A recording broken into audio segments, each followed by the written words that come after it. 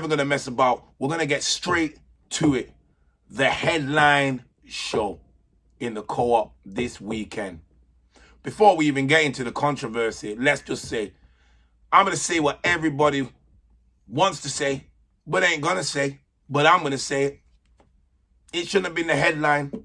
It shouldn't have been the main event. No. You've got two Manchester fighters fighting before that fight. Yeah. The arena's packed. You can see everybody's come to watch them. You know, they're both local boys. You know, that should have been the headline. Buatsi and Parker, no disrespect to them, respect to both of those fighters, should have been fighting before those. And it would have been, I believe it would have been better for them. It might have contributed to why Buatsi looked. We're going to get into that. But yeah, there was, by the time those two came on, and that fight had just gone before, and that was a great fight.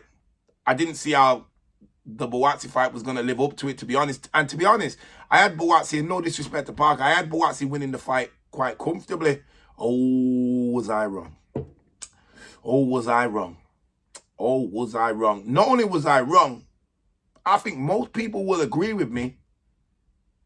Parker got robbed. I think Parker got robbed. You know, it wasn't the robbery of all time, but I think Parker won that fight. I think he did a great job of outworking Buatsi. Buatsi looked flat. He looked like, basically, he looked like Callum Smith took his soul. That's how he looked. I don't know if it's the case of when he shaves his beard, he loses his power. But he didn't look the one. He didn't look the one. So, yeah, I had Parker winning that fight. It was a bit controversial for Buatsi to get the decision. Like I said, he looked flat. He didn't look like he had much in him. He didn't look like he had much of a plan. He didn't really look like he had much of anything. It didn't even look like Josh Buatsi. What are we talking about? What do you want to say?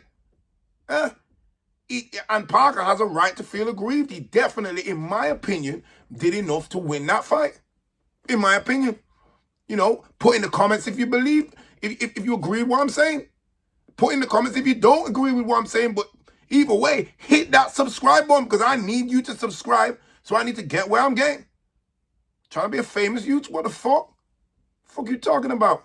But yeah, just I don't really know where Buatsi goes from here, to be honest, because from that showing, you know, would you put him in with Yard?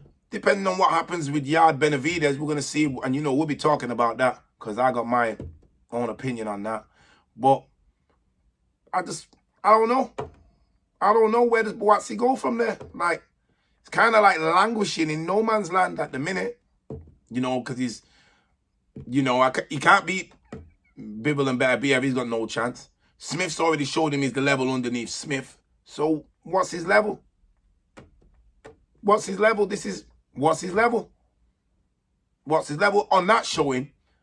And I remember, I'm not a super Yard fan either. You know what I mean? I don't think Yard's the greatest. Respect to Anthony Yard, though. He's a fighter. He's a warrior. But I couldn't see Buatsi beating Yard on that performance.